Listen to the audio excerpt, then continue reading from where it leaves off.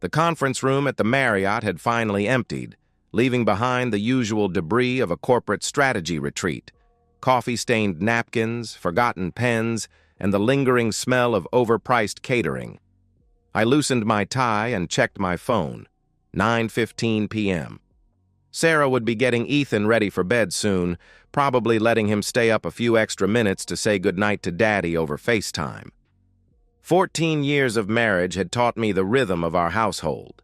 Sarah would have picked up groceries after work, helped Ethan with his homework, and by now they'd be settling into their evening routine. I'd promised to bring him back a small souvenir from Chicago, maybe one of those miniature Willis Tower keychains from the hotel gift shop. My phone buzzed with a text from Sarah. "Hope the meetings went well. Ethan's asking about you. Love you." I smiled, typing back quickly. "Tell him I'll call in 20 minutes. Can't wait to see you both tomorrow." The elevator ride to my room felt longer than usual. I was looking forward to getting home, to the simple pleasure of tucking Ethan into bed and hearing about his day.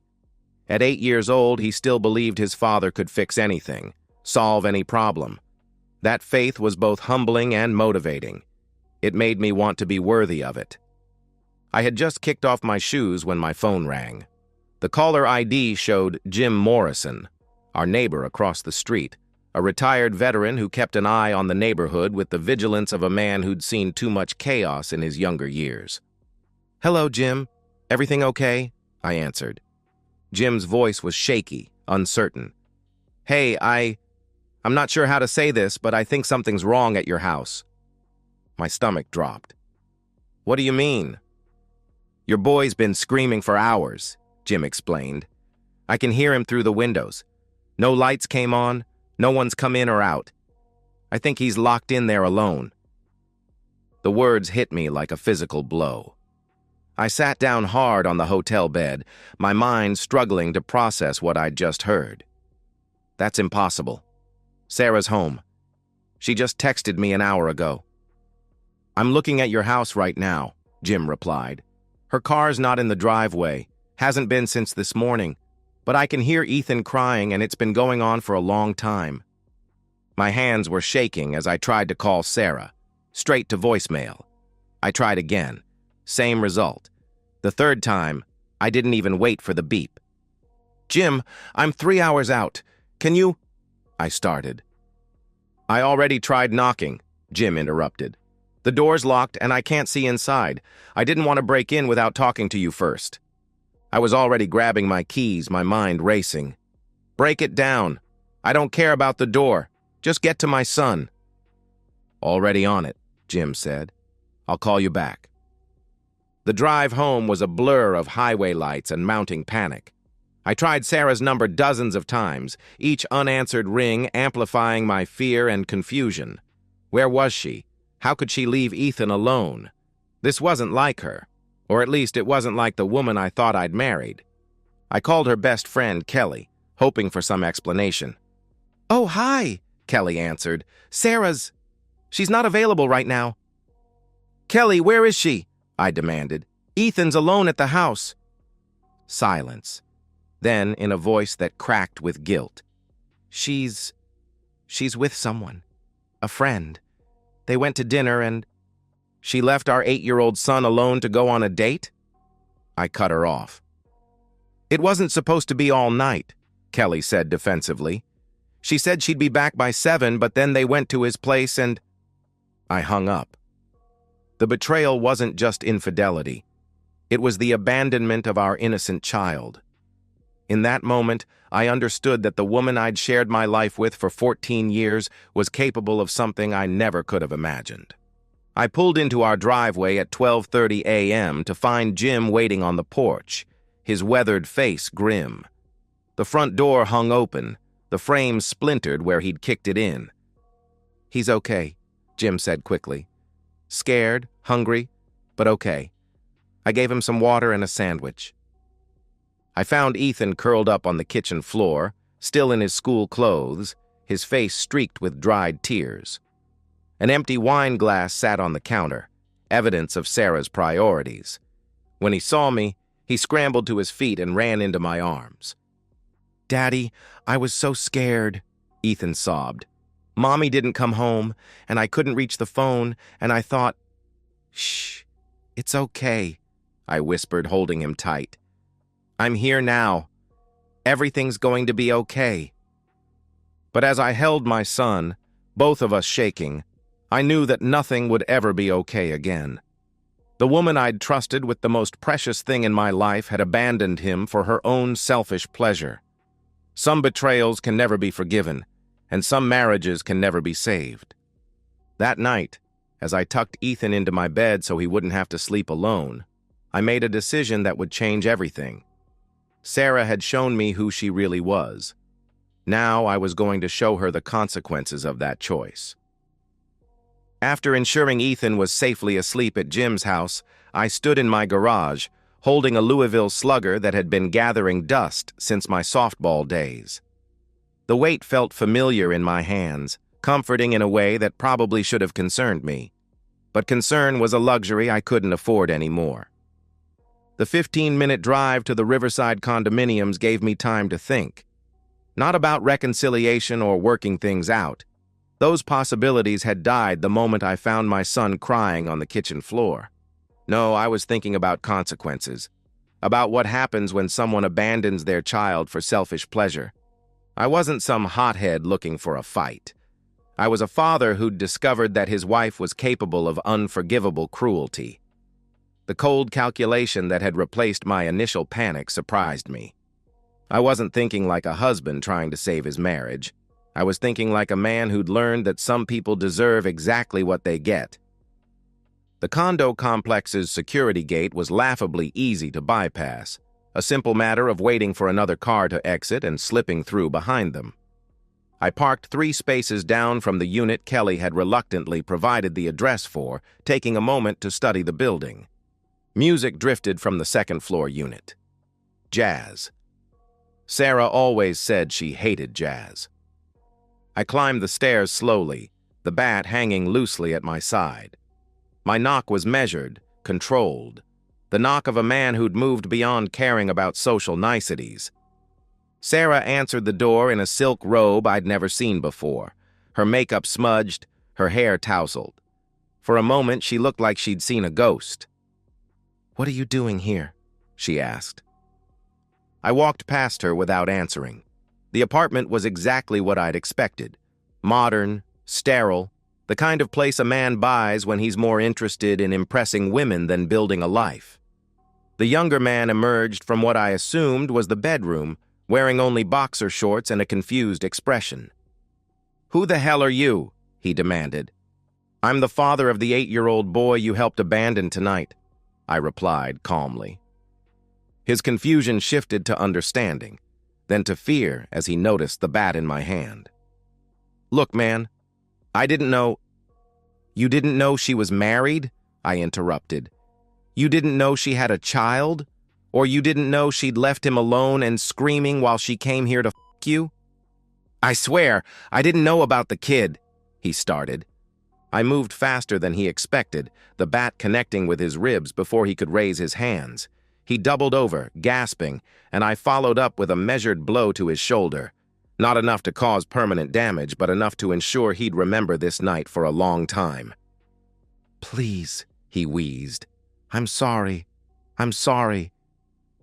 "You're sorry you got caught," I said coldly. "There's a difference." Sarah was screaming something behind me, but her voice sounded distant, irrelevant. This wasn't about her anymore. It was about a man who'd participated in child abandonment, who'd helped a mother prioritize her own pleasure over her child's safety. I hit him once more, across the back, and he collapsed to the floor. Then I turned to Sarah, who was pressed against the wall, her face pale with shock. "You want to explain this?" I asked. "I lost track of time," she said frantically. "I was going to come home, but then we had dinner, and one thing led to another, and You abandoned our son," I stated. "I didn't abandon him," she protested. You left an 8-year-old child alone for 7 hours so you could come here and f*** this piece of shit," I said, my voice deadly quiet. Her attempts to explain became increasingly desperate. She talked about feeling neglected, about needing something for herself, about how she'd meant to come home earlier but lost track of time. Each word revealed the shallow selfishness that had driven her actions. I watched her with the detached interest of someone studying a specimen. This woman had shared my bed for 14 years, had given birth to my son, and I was just now seeing who she really was. The realization was almost liberating. "Is this the first time?" I asked. "What?" she replied, confused. "Is this the first time you've abandoned our son for another man?" "It's not like that," she started. "Answer the question." She looked at the floor. "No." I nodded slowly. "How many times?" "I don't know," she admitted. "A few. But I always came back before you did, and I always made sure he was fed and... You left him alone, multiple times, so you could come here." The affair partner was trying to sit up, blood trickling from his nose. I looked down at him with something approaching pity. "You knew she was married. You knew she had a child, and you still helped her abandon him?" "I didn't think," he mumbled. "No, you didn't think," I agreed. "You thought with your and now you're going to live with the consequences." I turned back to Sarah one last time. She was crying now, mascara running down her cheeks. But I felt nothing. No sympathy, no regret, no desire to comfort her. She'd killed whatever love remained between us the moment she chose this over our son. "The locks will be changed tomorrow," I said quietly. "Your things will be packed and waiting on the porch. If you want to see Ethan, you'll do it through lawyers." I walked toward the door, leaving them both bleeding and broken. Behind me, Sarah was pleading, begging for another chance, promising it would never happen again. But I was already thinking about the future, about the life Ethan and I would build without her. Some betrayals can't be forgiven. Some marriages can't be saved. And some people deserve exactly what they get. The next morning, I sat in my kitchen with a cup of coffee and a yellow legal pad, approaching the situation with the same methodical precision I'd use for a hostile takeover. The emotional chaos of the previous night had crystallized into something colder, more focused. I wasn't just seeking revenge. I was building a foundation for the life Ethan and I deserved. Jim knocked on the door at 7:30 a.m., his digital camera in hand. "Figured you might want some documentation," he said, gesturing toward the splintered doorframe. "I got pictures of everything from last night, the house, the condition Ethan was in, timestamps on it all." I nodded gratefully. "You mentioned security cameras?" "Motion activated," Jim replied. "Covers my front yard and your driveway. Caught everything from about 4 p.m. yesterday until you got home." He handed me a flash drive. "Audio's clear too. You can hear the boy crying from outside." The footage was devastating. It showed Sarah leaving at 3:47 p.m., her car pulling out of the driveway while Ethan was still at school. The audio captured his voice starting around 6:30 p.m., calling for his mother, then crying, then the heartbreaking progression to hysteria as hours passed. No mother came, no lights turned on, just a frightened child, alone and abandoned. I made copies of everything, storing them in multiple locations. This wasn't just about a custody battle. This was about ensuring that everyone understood what Sarah was capable of. My first call was to Dr. Patricia Chen, a child psychologist whom several colleagues had recommended. "I need to establish care for my son immediately," I explained. "There's been a traumatic incident involving abandonment." "Can you bring him in this afternoon?" she asked. "Yes, but I need this documented," I replied. "Official records, professional assessment, the works. This isn't just about helping him heal, it's about protecting him legally." Dr. Chen understood immediately. "I'll prepare a comprehensive evaluation. Bring any documentation you have of the incident." The school was my next stop. Principal Martinez listened with growing concern as I explained the situation. "We'll need to update Ethan's emergency contacts immediately," she said. "Sarah is currently listed as primary." "Remove her entirely," I instructed. "I'll provide you with a court order as soon as I have one." "And if she comes to pick him up?" Principal Martinez asked. "She doesn't have that right anymore. I'll have my attorney send you official documentation by this afternoon." The attorney was David Brennan, a family law specialist whose reputation for aggressive representation had earned him both respect and fear in the legal community. His office was downtown, occupying 2 floors of a glass tower that spoke to his success. "Child abandonment is a serious charge," he said after reviewing the evidence. "The documentation you've provided is extremely compelling. Security footage, witness testimony, medical records. This is about as solid as these cases get." "What about custody?" I asked.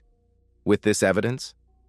"You'll get sole custody, probably supervised visitation for her. The court doesn't look kindly on parents who abandon their children for affairs." "I want more than custody," I said. "I want her completely removed from our lives." Brennan raised an eyebrow. "That's ambitious. What are you thinking?" "I'm thinking that a woman who abandons her child for selfish pleasure deserves to face the full consequences of that choice, legally, financially, socially, everything." "I can work with that," he said with a slight smile. "But we'll need to be smart about it. Methodical. Let her mistakes do the work for us." That afternoon, I picked up Ethan from school and took him to Dr. Chen's office. The session was difficult, watching my son struggle to understand why his mother had left him alone, why she hadn't come home, why Daddy was so angry. But it was also validating. Dr. Chen's preliminary report documented clear signs of trauma and abandonment anxiety. "He's a resilient child," she told me afterward. "But this kind of betrayal from a primary caregiver can have lasting effects. He's going to need consistent, stable care to rebuild his sense of security." "He'll have it," I promised. "Whatever it takes." That evening, I began making phone calls. Not to gossip or seek sympathy, but to ensure that our close friends and family understood what had happened. I started with Sarah's parents, Robert and Margaret, who'd always treated me like a son. "I'm calling to let you know that Sarah and I are getting divorced," I said simply. "She abandoned Ethan for 7 hours to conduct an affair. I have security footage and witness testimony." The silence on the other end was deafening. Finally, Margaret spoke. "She left Ethan alone?" "From 3:47 p.m. until I got home at 12:30 a.m., I confirmed. "He was crying for hours. The neighbors heard him." "Oh my God!" Robert's voice was strained. "Are you sure?" "I have it on video," I replied. "I also have photos of the condition he was in when I found him." The conversation that followed was painful, but necessary. Sarah's parents were devastated, their image of their daughter shattered by undeniable evidence.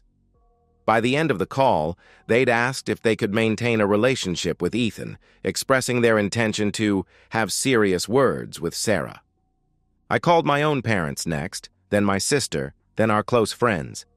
Each conversation was the same, a simple recitation of facts, supported by evidence, followed by shock and support. I wasn't asking people to choose sides. I was simply ensuring they understood the truth. The final call was to Sarah's employer, Global Marketing Solutions. I didn't speak to her directly, but I did have a conversation with her supervisor, Jennifer Walsh, about the reliability of employees who abandon their children. "I'm not asking you to fire her," I said carefully. "I'm simply informing you that she's going through some personal issues that have affected her judgment. Issues involving child abandonment." By the time I tucked Ethan into bed that night, the groundwork was laid.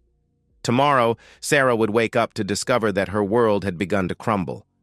But tonight, my son was safe, the truth was documented, and justice was in motion. "Daddy?" Ethan's voice was small in the darkness. "Is Mommy coming back?" I sat on the edge of his bed, choosing my words carefully.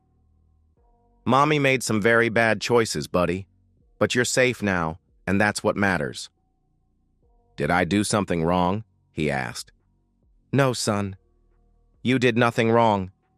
This is about grown-up problems that have nothing to do with you. As I watched him fall asleep, I felt a cold satisfaction settling over me. Sarah's actions had given me something I'd never expected: complete moral authority. She'd handed me every tool I needed to rebuild our lives without her interference. Tomorrow, the real work would begin. The first domino fell at 8:15 a.m. when Jennifer Walsh called Sarah into her office. I learned about it later from Jennifer herself, who'd become unexpectedly cooperative after our conversation about employee reliability issues. Sarah seemed confused at first, Jennifer told me during our follow-up call. She kept asking what this was about, like she genuinely didn't understand why abandoning her child might be relevant to her employment. Global Marketing Solutions prided itself on being a family-friendly company. Their marketing materials featured smiling parents and happy children. Their corporate values emphasized integrity and responsibility. Having an employee who abandoned her child for an affair was a public relations nightmare waiting to happen. We can't terminate her for personal issues, Jennifer continued, but we can certainly make her position here uncomfortable. Project reassignments, reduced responsibilities, isolation from client-facing roles. She'll get the message. The second domino fell at Ethan's school, where word traveled quickly through the tight-knit community of parents. I hadn't gossiped. I'd simply provided factual information to people who needed to know. But the truth has a way of spreading, especially when it's supported by evidence. Margaret Chen, the PTA president, called me directly. "We've removed Sarah from all volunteer committees," she said. "The executive board felt it was inappropriate for someone with her judgment issues to be involved with children's activities." "I appreciate the concern for the children's safety," I replied carefully. "Is it true she left Ethan alone for 7 hours?" Margaret asked. "I have security footage if you'd like to see it," I offered. The silence that followed told me everything I needed to know. By the end of the day, Sarah's name had been quietly removed from every school-related activity. The parents who'd once invited her to coffee dates and dinner parties now viewed her as a pariah. The third domino was more personal. Robert and Margaret drove down from Portland, their faces grim with determination. They'd spent the night watching the security footage I'd provided, listening to their grandson's cries, and they were devastated. "We raised her better than this," Margaret said, her voice breaking. "I don't understand how she could do this to her own child." "Have you spoken to her?" I asked. "We tried," Robert replied. "She's staying at some hotel claiming this is all your fault, that you're overreacting. She actually had the nerve to say that what she did was normal, that lots of parents leave their kids alone for a few hours." 7 hours isn't a few hours, I pointed out. "We told her the same thing," Robert said. "We also told her that if she ever abandons Ethan again, she'll lose us too." Their support was unexpected but welcome. Sarah's own parents had chosen their grandson over their daughter, recognizing that some actions are unforgivable, regardless of blood relation. The fourth domino involved the affair partner, whose name I'd learned was Marcus Webb. His wife, Lisa, had been contacted by a mutual friend who'd seen the security footage. The conversation that followed was apparently explosive. "She filed for divorce yesterday," Jim reported, having heard the details from a neighbor who worked at the family law firm Lisa had retained. "Took half his assets, full custody of their kids, and she's pushing for maximum alimony because of the adultery clause in their prenup." "Good for her," I said. "Gets better," Jim continued. "She also called his employer. He's some kind of regional sales manager for a pharmaceutical company. They're very strict about morality clauses, especially when it involves child endangerment." Marcus's professional life began crumbling as quickly as his personal one. His employer, concerned about liability issues and corporate reputation, had placed him on administrative leave pending investigation. In the pharmaceutical industry, where trust and reliability were paramount, being associated with child abandonment was career suicide. The fifth domino was Sarah's social circle, which collapsed with surprising speed. Her friends, many of whom were mothers themselves, couldn't reconcile the woman they knew with someone who would abandon her child for an affair. The security footage, which I'd shared selectively and strategically, was damning beyond dispute. "Kelly called me," Margaret mentioned during one of our updates. "She's horrified. She said if she'd known Sarah was planning to be gone all night, she never would have covered for her." "What did you tell her?" I asked. "That enabling child abandonment makes her complicit," Margaret replied. "She's pretty shaken up about it." The sixth domino was the most satisfying. Sarah's desperate attempts to control the narrative. She'd begun calling our mutual friends, trying to explain her actions, but her explanations only made things worse. Every conversation revealed the shallow selfishness that had driven her choices. "She actually told the Hendersons that she deserved some happiness," Jim reported after running into Sarah at the grocery store. "Can you believe that? She's trying to make herself the victim in this." "How'd that go over?" I asked. "About as well as you'd expect," Jim replied. "Tom Henderson has 3 kids of his own. He told her she was lucky you didn't call the police." The seventh domino was financial. David Brennan had filed for emergency custody and spousal support termination, citing the child abandonment as evidence of Sarah's unfitness as a parent and spouse. The court had frozen our joint accounts pending investigation, but since I was the primary breadwinner, this hurt her far more than me. "She's had to move in with her cousin in Beaverton," David reported. "The hotel was too expensive and she can't access the joint funds. She's also received notice that her credit cards are being canceled." "Is she fighting the custody order?" I asked. "She tried," David replied. "Her lawyer withdrew from the case after seeing the evidence. Apparently, he told her that defending child abandonment was career suicide." The eighth domino was the most personal, Sarah's attempt to see Ethan. She'd shown up at his school, demanding to pick him up, only to be turned away by security. Principal Martinez had called me immediately. "She was very upset," Martinez reported. "She kept saying she had rights as a mother, that this was all a misunderstanding. But the court order was clear, no unsupervised contact." "How is Ethan handling this?" I asked. "He's confused," Martinez replied. "He asked why Mommy looked so sad. Dr. Chen suggested we maintain the routine until the custody hearing." The ninth domino was professional. Word had spread through Sarah's industry that she was involved in a domestic situation involving child abandonment. In a field where reputation was everything, this was devastating. 2 clients had already requested different account managers, and others were likely to follow. "She's essentially unemployable in her current position," Jennifer confirmed. "We're going to offer her a severance package to leave quietly. It's better for everyone involved." The 10th and final domino was the most devastating. Sarah's complete social isolation. She'd been removed from social media groups, disinvited from events, and ostracized by the community that had once welcomed her. The woman who'd once been involved in every school function and neighborhood gathering had become persona non grata. "She called me yesterday," Margaret said quietly. "She was crying, begging me to talk to you, to ask you to call off the dogs. She said her life was being ruined." "What did you tell her?" I asked. "That she ruined her own life the moment she abandoned her grandson," Margaret replied. "That actions have consequences, and she's finally facing them." 2 weeks after that devastating phone call, Sarah's world had completely collapsed. She'd lost her job, her home, her friends, and her reputation. The affair partner had fled town to escape his own consequences. And through it all, I'd done nothing but tell the truth. The beauty of it was that I hadn't destroyed her. She'd destroyed herself.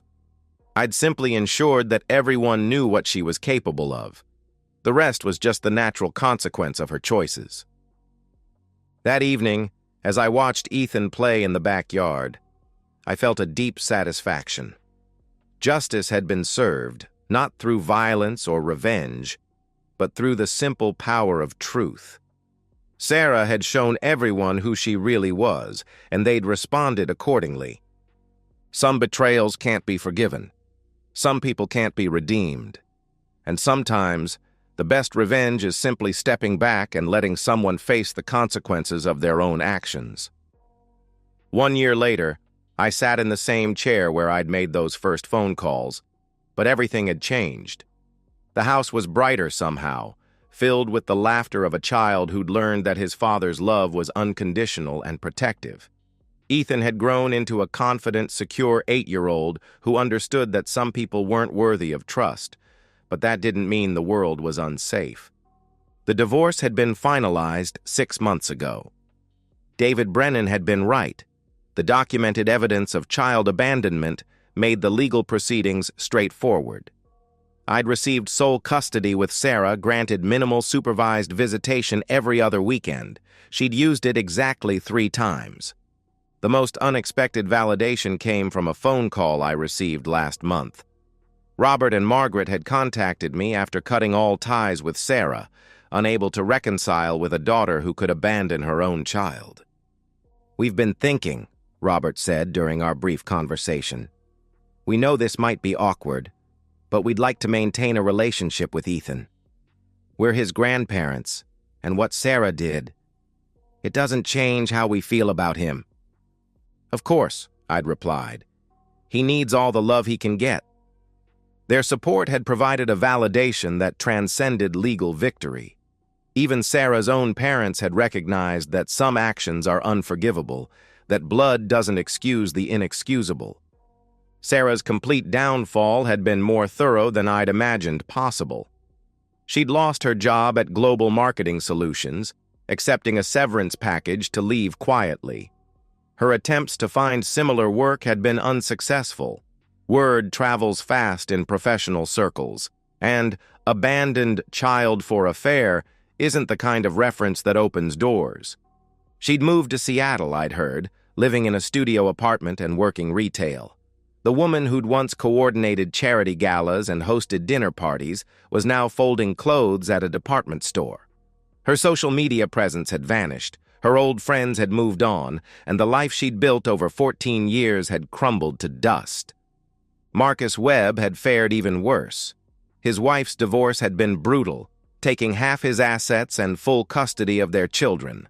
His employer had terminated him for cause, making him ineligible for unemployment benefits. Last I'd heard, he'd left Oregon entirely, presumably to start over somewhere his reputation couldn't follow him. The affair partner who'd helped a mother abandon her child had discovered that actions have permanent consequences. His moment of selfish pleasure had cost him his marriage, his children, his career, and his future. Like Sarah, he'd learned that some choices can't be undone. The most satisfying part wasn't their suffering. It was the life Ethan and I had built in the aftermath. Dr. Chen had been right about his resilience. With consistent care, stable routines, and the security of knowing he was protected, he'd flourished. The frightened child I'd found on the kitchen floor had become a confident boy who trusted that his father would always be there. I'd started dating again, not from loneliness but from a place of emotional health. Jennifer Walsh had introduced me to her sister, a pediatric nurse named Rachel, who understood the importance of putting children first. We'd been seeing each other for 3 months, and Ethan adored her. "She's nice," he'd told me after our first family dinner, "and she doesn't leave." That simple observation had captured everything. Rachel didn't leave. She showed up when she said she would, kept her promises, and treated Ethan with the respect and care he deserved. She was everything Sarah hadn't been: reliable, honest, and genuinely committed to the people she claimed to love. The legal system had done its job, but the real victory was psychological. Ethan had learned that his father would protect him, that some people weren't worthy of trust, and that actions had consequences. These were hard lessons for a child, but they were also valuable ones. As I watched him play in the backyard, building an elaborate fort with the confidence of a child who felt safe in his world, I understood that the best revenge hadn't been the confrontation or the social destruction. It had been this, the life we'd built based on trust, stability, and genuine care rather than the hollow promises that had defined my marriage. I'd become the father Ethan deserved all along, and that transformation was worth more than any revenge. Sarah had inadvertently given me the greatest gift possible, the chance to show my son what real love looked like. She'd shown him what it meant to be abandoned. I'd shown him what it meant to be protected. The woman who'd once shared my bed and my name had become irrelevant to our lives. She'd chosen momentary pleasure over permanent love, and now she was living with the consequences of that choice. Meanwhile, Ethan and I were building something real, something lasting, something worthy of the trust a child places in his father. Some betrayals can't be forgiven, but they can be transcended. Some people can't be redeemed, but they can be replaced. And sometimes, the best revenge is simply living well, loving deeply, and protecting what matters most. The phone call that had shattered everything had also revealed everything. Now I knew exactly what I was fighting for, and exactly what I was fighting against. The battle was over, and the right side had won. And so, we've reached the end of today's story. Was it what you expected, or did it take a twist you didn't see coming? I'm curious to hear your thoughts. Share them in the comments below, and let's get a conversation going. If this story kept you hooked, make sure to hit that like button. And if you're new here or just haven't subscribed yet, now's the perfect time to join our community. I bring you fresh, captivating stories every day, so click that subscribe button and turn on notifications so you never miss out. Thanks for watching, and I'll see you in the next one.